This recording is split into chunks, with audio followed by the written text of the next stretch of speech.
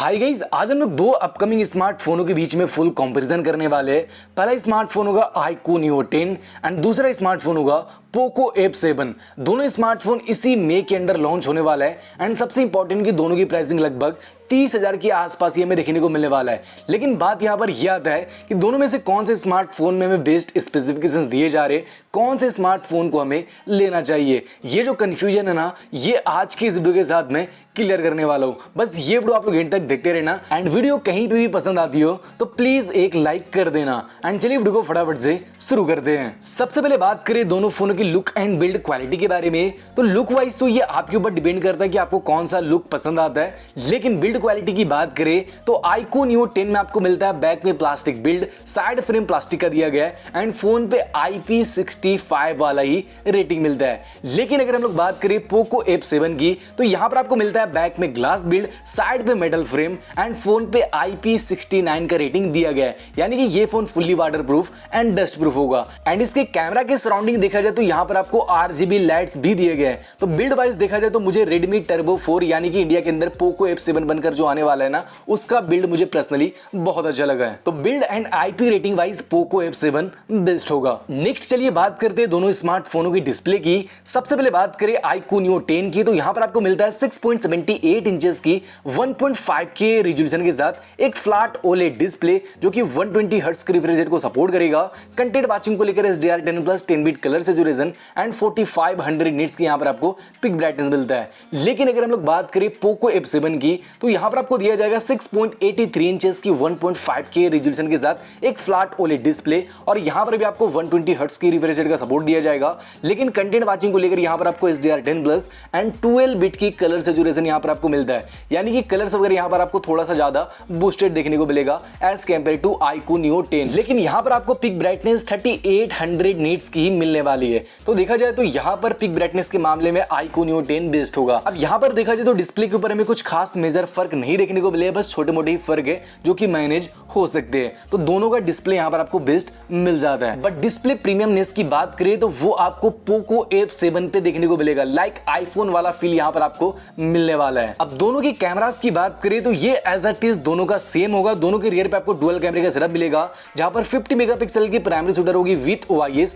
जहां पर सोनी LYT600 वाला सेंसर दिया जाएगा एंड 8 मेगापिक्सल की अल्ट्रा वाइड एंगल। तो मेगापिक्सल वाइज देखा जाए तो दोनों का कैमरास यहां पर आपको सेम मिल जाते हैं, बस फोन आने के बाद पता चलेंगे कि कौन सा ब्रांड किस तरीके से कैमरास को ऑप्टिमाइज कर रहा है। अब दोनों की फ्रंट सेल्फी की बात करें तो iQOO Neo 10 में आपको मिलता है 16 मेगापिक्सल की सेंटर पंचल वाली सेल्फी एंड पोको F7 में आपको मिलता है 20 मेगापिक्सल की सेल्फी। तो number wise Poco F7 best है, तो क्लियरिटी भी यहां पर आपको बेस्ट ही मिल सकता है। अब नेक्स्ट चलिए हम लोग आते हैं दोनों की परफॉर्मेंस डिपार्टमेंट की तरफ। तो iQOO Neo 10 आने वाला है स्नैपड्रैगन 8s Gen 4 वाले प्रोसेसर के साथ, जिसकी एंटुटू बेंचमार्क स्कोर iQOO ने ऑफिशियली कंफर्म किया है कि वो 2.4 मिलियन के आसपास जाता है, जिससे आप लोग तगड़े लेवल पे गेमिंग कर पाओगे। एंड यहां पर डेडिकेटेड Q1 वाला ग्राफिक चिप भी मिलता है जो कि सिर्फ ग्राफिक को ही मैनेज करेगा, यानी कि बेस्ट परफॉर्मेंस के साथ साथ तगड़ा ग्राफिक भी यहां पर आपको मिलने वाला है। एंड यहां पर आपको VC लिक्विड कूलिंग का सपोर्ट भी दिया जाएगा जो कि हीटिंग इशू से फोन को काफी हद तक कंट्रोल भी करने वाला है। लेकिन यहीं पर अगर हम लोग बात करें पोको F7 की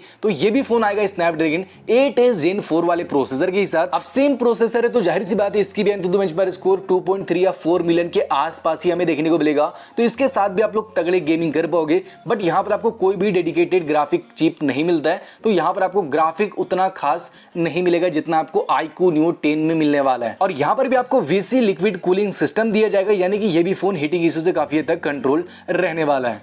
और दोनों phone he LPDDR5X RAM types and UFS 4.1 वाली स्टोरेज टाइप को सपोर्ट करते हैं। तो परफॉर्मेंस तो यहां पर आपको दोनों के साथ ही सेम मिलेगा, बट यहां पर बेस्ट ग्राफिक की बात करें तो वो आपको iQOO Neo 10 पे ही मिलने वाला है, यानी कि डिटेलिंग वगैरह गेम के साथ जो है ना वो काफी तगड़ा मिलेगा। अब चलिए दोनों की बैटरी डिपार्टमेंट की बात कर ले तो iQOO Neo 10 में आपको मिलेगा 7000 mAh की बैटरी एंड इसे चार्ज करने के लिए 120 वाट की अल्ट्रा फास्ट चार्जिंग का सपोर्ट दिया जाएगा। लेकिन यहीं पर अगर हम लोग बात करें पोको F7 की तो यहां पर आपको मिलेगा 7550 mAh की बड़ी सी बैटरी, लेकिन यहां पर आपको 90 वाट की चार्जिंग का सपोर्ट दिया जाएगा, यानी कि iQOO Neo 10 में बैटरी कम दिया गया है लेकिन चार्जिंग स्पीड ज्यादा दी गई है, बट पोको F7 में बैटरी में ज्यादा दिया गया है बट चार्जिंग स्पीड यहाँ पर आपको कम दिया गया है। तो ये भी दोनों चीज मैनेजेबल है, दोनों के साथ अलग अलग एडवांटेज मिलने वाले हैं। बाकी दोनों पे रहने वाले dual stereo speaker, in display fingerprint, IR blaster, NFC का सपोर्ट एंड दोनों phone out of the box Android 15 के साथ लॉन्च किए जाएंगे एंड एटलीस्ट दोनों के साथ आपको 3+4 ईयर्स का अपडेट्स तो मिलेगा ही। तो कुल मिलाकर ये कुछ डिफरेंसेस रहेंगे दोनों स्मार्टफोनों के साथ। लेकिन यहाँ पर बात करें कैलकुलेशन की कि दोनों में से कौन सा स्मार्टफोन बेस्ट होगा, अगर आप लोग थोड़ा सा बेस्ट गेमिंग करना चाहते हो विद तगड़े ग्राफिक के साथ तो फिर आपके लिए iQOO Neo 10 बेस्ट होगा। लेकिन अगर आपको एक ऑलराउंडर फोन चाहिए जो कि पानी पे भी इजीली चला जाए IP69 की रेटिंग के साथ, बिल्ड क्वालिटी भी तगड़ा हो, ग्लास बिल्ड मिले, मेटल फ्रेम दिया जाए एंड कैमरास, बैटरीज, डिस्प्ले सब कुछ ठीक हो, तो फिर आप लोग पोको F7 की तरफ जा सकते हो। बट फिर भी अगर आप लोग दोनों में से किसी भी एक स्मार्टफोन को भी बाय कर दो ना तो भी आप लोग निराशा में नहीं रहोगे, क्योंकि दोनों पे ऐसे स्पेसिफिकेशंस दिए जा रहे हैं जिससे कि आपका जो भी क्राइटेरिया है ना वो फुलफिल होने वाला है। तो ये था गाइस मेरा एक ऑनेस्ट ओपिनियन। अब आप लोग बताना कि आपके हिसाब से कौन सा स्मार्टफोन बेस्ट स्पेसिफिकेशंस प्रोवाइड कर रहे हैं ना, आप लोग कौन से स्मार्टफोन को लेना चाहते हो, अपना ओपिनियन मुझे कमेंट सेक्शन में बता सकते हो। फिलहाल तब तक के लिए चलता हूं, मिलते हैं अगले फ्रेश वीडियो के साथ, तब तक के लिए bye bye and take care.